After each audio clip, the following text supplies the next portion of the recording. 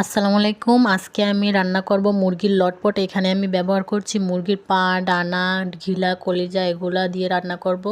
এটা খেতেও অনেক মজার, রেসিপিটাও অনেক সহজ। চলেন শুরু করি। এখানে কিন্তু আমি সব বাটা মশলা দিয়েছি, নিজের হাতে বেটে রান্না করব। এখন আমি তেলের ভিতরে ফোড়নে গরম মশলাগুলো দিয়ে দিছি।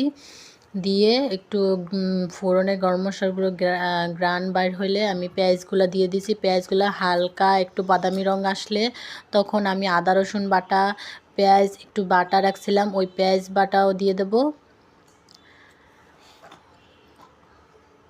পেঁয়াজ বাটা, আদা রসুন বাটা, জিরা বাটা সব দিয়ে দেবো এক এক করে। সব মশলা দিয়ে ভালো মতো নেড়ে আমি মশলাটা ভেজে নেব। এখন দিয়ে দিচ্ছি হলুদ। এই মশলাটার ভিতর হলুদটা দিলে কি হয়, হলুদের গন্ধটা আসে না, হলুদটাও ভাজা ভাজা হয়ে যায়। হলুদ, ধনিয়ার গুঁড়া দিছি। দিয়ে তারপর একটু মশলা, আমরা আগেকার দিনের নানিরা আর দাদিরা দেখতাম মশলা বাইটা পাটার যে পানিটা থাকে মশলার পানিটা ওইটা রেখে দিত। আমিও ওরকমই রাখি, বাটার পানিটা ওইটা নাকি দিলে একটা আলাদা স্বাদ আসে। ওইটা দিয়ে তারপর ওই যে একটু মরিচ, হালকা মরিচ দিলাম আর একটু সামান্য 1 চিমটা চিনি দিছি। চিনি একটু দিলে রান্নায় নাকি কালারটা সুন্দর আসে, আবার স্বাদও আসে। এই যে আমার রান্না, এই যে মুরগির পা, ডানা, কলিজা, ঘিলা আর একটু হাড্ডি মুড্ডি ছিল ওইগুলা একসাথে রান্না। এটাকে বলে লটপট, মুরগির লটপট। কে কে পছন্দ করো মুরগির লটপট আমার মতন? আমার তো খুবই পছন্দ মুরগির লটপট। এইভাবে আমার মতন রান্না করে দেখো, একবার খাইলে বারবার খেতে ইচ্ছা করবে। আমার কথায় বিশ্বাস না হলে তোমরা এভাবে খেয়ে দেখো।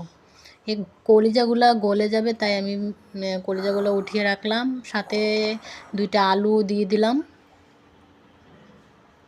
এভাবে ভালো মতো আস্তে আস্তে ঢাকনা দিয়ে অনেকক্ষণ 15-20 মিনিটের মতন আমি কষিয়ে নেব।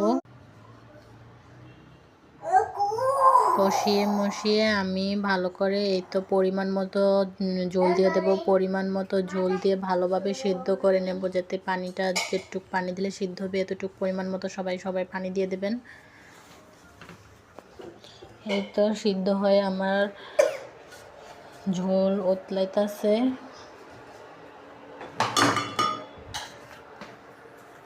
পুরা ভিডিও করতে গেলে অনেক লম্বা হয়ে যায়, তাই পুরাটা ভালো মতো করতে পারি না। এই তো শেষ আমার রান্না। এই পর্যন্তই আজকের ভিডিওটা। ভালো লাগলে সবাই সাবস্ক্রাইব করতে ভুলবেন না প্লিজ।